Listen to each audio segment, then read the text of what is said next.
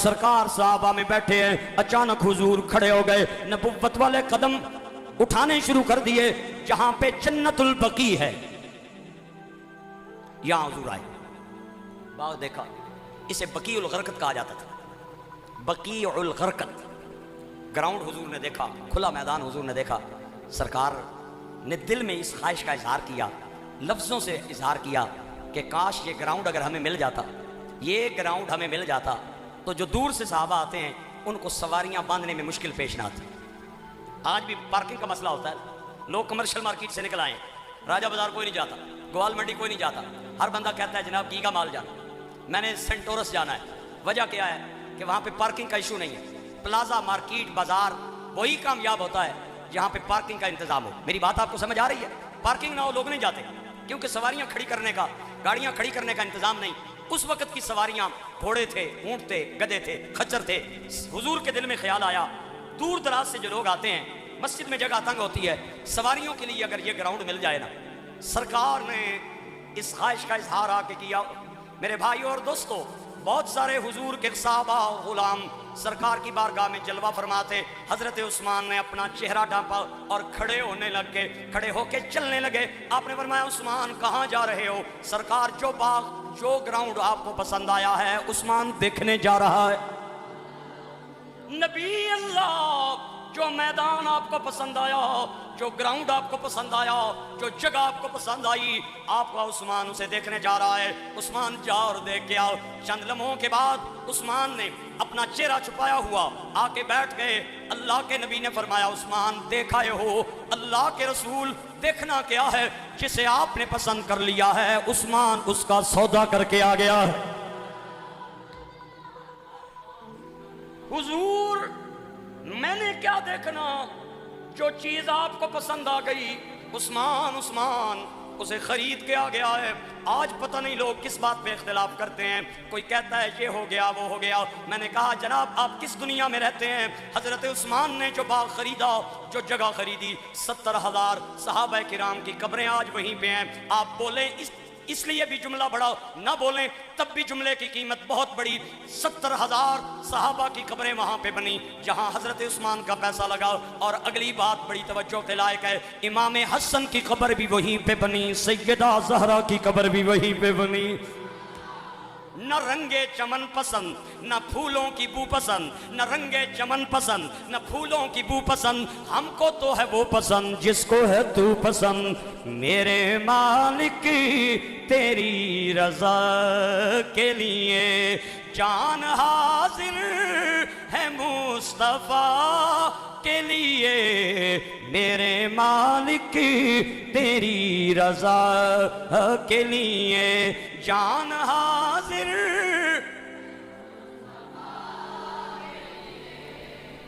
उनका दीदार ही मैं मांगता हूँ, हाथ उठते हैं जब दुआ के लिए। मेरे मालिक जान हाजिर है मुस्तफा के लिए। मेरे मालिक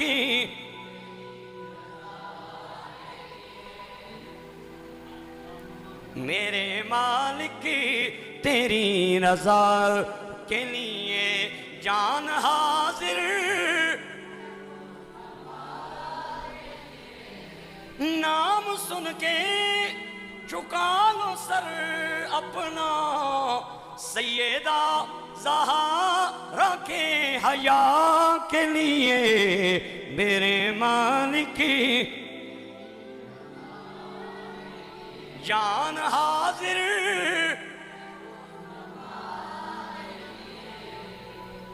सरकार जब मदीना पाक आए, ये वो वक्त था, मदीना में कोई कुआं भी मीठा नहीं था।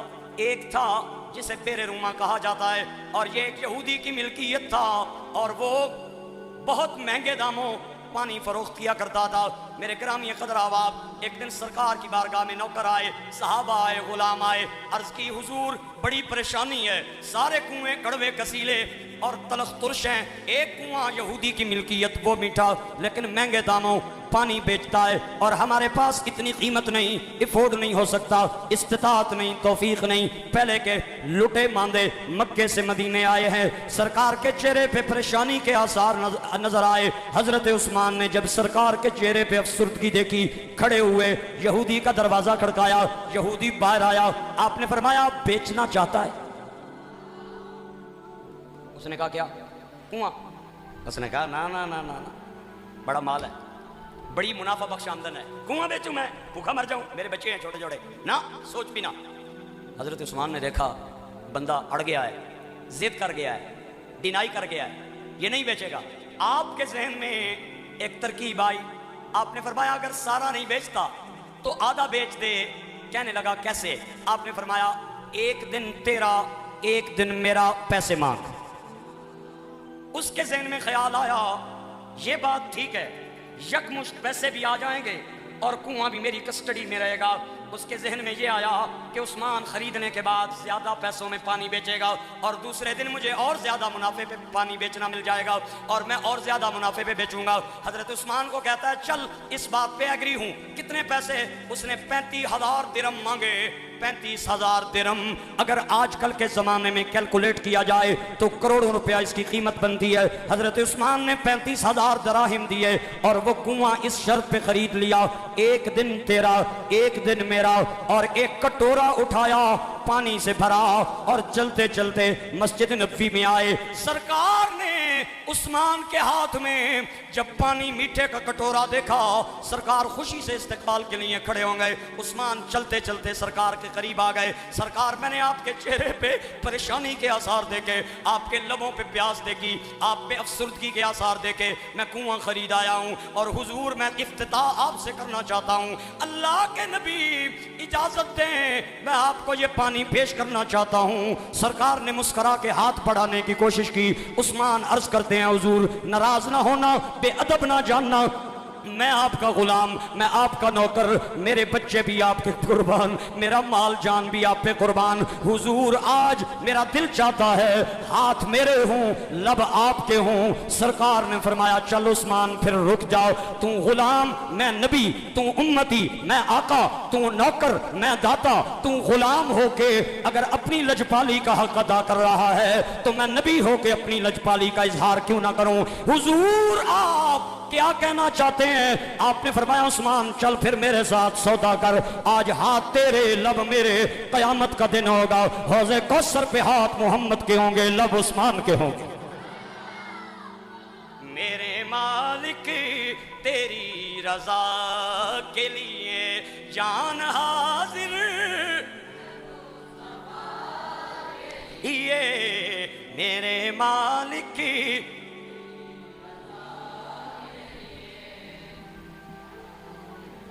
حضرت عثمان نے پتہ کیا کیا؟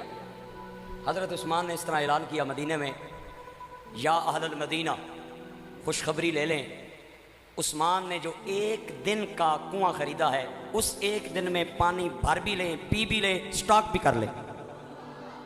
وہ لائنیں لگ گئی لوگوں کی، ضرورت مندوں کی، پی بھی لیں، بھر بھی لیں، سٹاک بھی کر لیں۔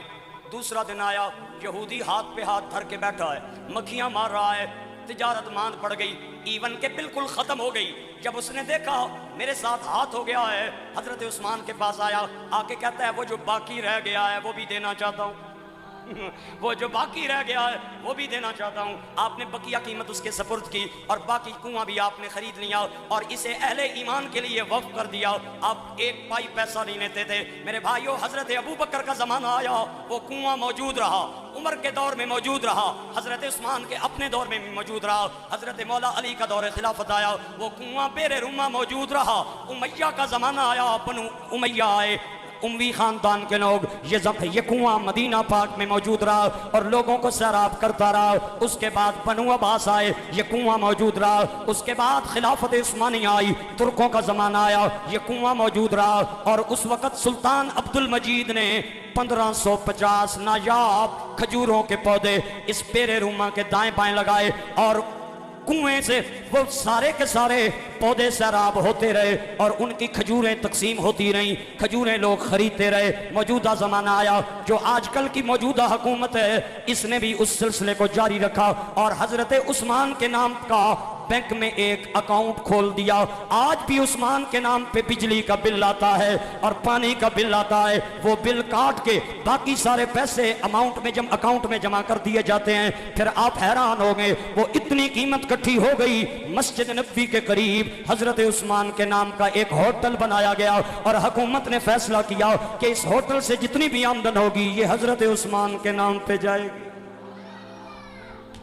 غریبوں کو کھانا کھلایا جائے گا، ننگوں کو کپڑے پہنائے جائیں گے، ضرورت مندوں کی ضرورتیں آج بھی حضرت عثمان کے اماؤنٹ سے پوری ہو رہی ہیں۔ یہ وہ قرضہ تھا جو حضرت عثمان نے خدا کے نام پہ دیا، اللہ نے کتنا بڑا دیا۔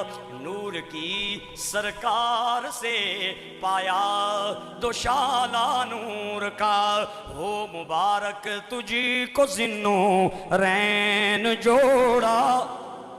مل کے بولیں، ہو مبارک تجھی کو ذنو رین جوڑا نور کا، ہو مبارک تجھی کو ذنو۔ صبح طیبہ میں ہوئی بٹتا ہے بڑا نور کا، صدقہ لینے نور کا آیا ہے تارا نور کا، صدقہ لینے نور کا